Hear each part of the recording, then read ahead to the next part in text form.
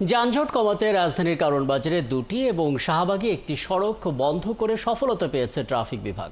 পরীক্ষামূলকভাবে সড়ক বন্ধ হলেও যানবাহনগুলো নির্বিঘ্নে চলাচলের জন্য নতুন করে করা হয়েছে দুটি ইউটার্ন। ফলে চিরচেনা যানজটের যে চিত্র সেটা পাল্টে কারণ বাজার এলাকায় এসেছে নতুন গতি। নতুন নিয়মে এই মোড়ে রাস্তা পারাপারেও পথচারীরা এখন বেশ সচেতন। বিস্তারিত সাজিদ সরকারের প্রতিবেদনে। নায়াসিনামাইড ও স্যালিসাইলিক সমৃদ্ধ লিলি ফেস ওয়াশ যা ফেসের ডেড স্কিন সেল দূর করে দেয় দ্বিগুণ ফাস্টার ব্রাইটেনিং।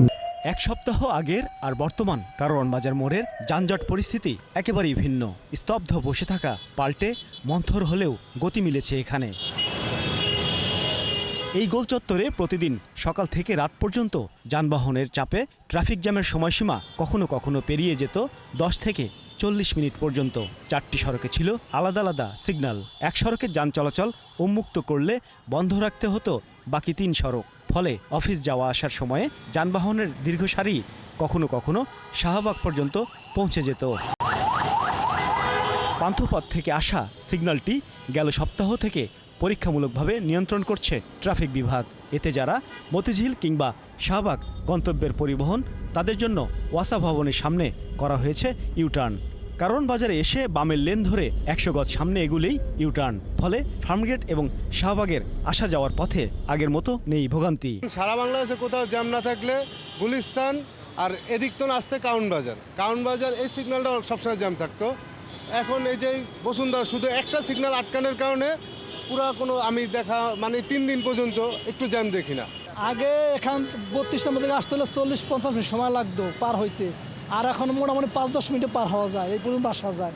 গোল চত্বরে 4টি মূল সড়ক ছাড়াও আরেকটি সড়ক গিয়েছে নিউ মার্কেটের দিকে। এই সড়কটিও বন্ধ করার ফলে হাতিরপুল সড়কে নেই আগের মতো ট্রাফিক জ্যাম।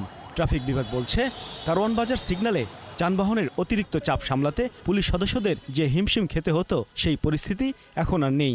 এখন তো আর সেই সিগন্যাল ধরার কোনো সুযোগ নাই। যে আমাদের কষ্ট হতো কখন, যখন আমরা এক জায়গা থেকে আরেক জায়গায় যে সিগন্যাল দিতাম, সিগন্যাল দিয়ে যখন ধরা হতো, যখন মানুষজন কষ্ট করতো, আমরা আবার আরেকটা সিগন্যাল ছাড়তাম।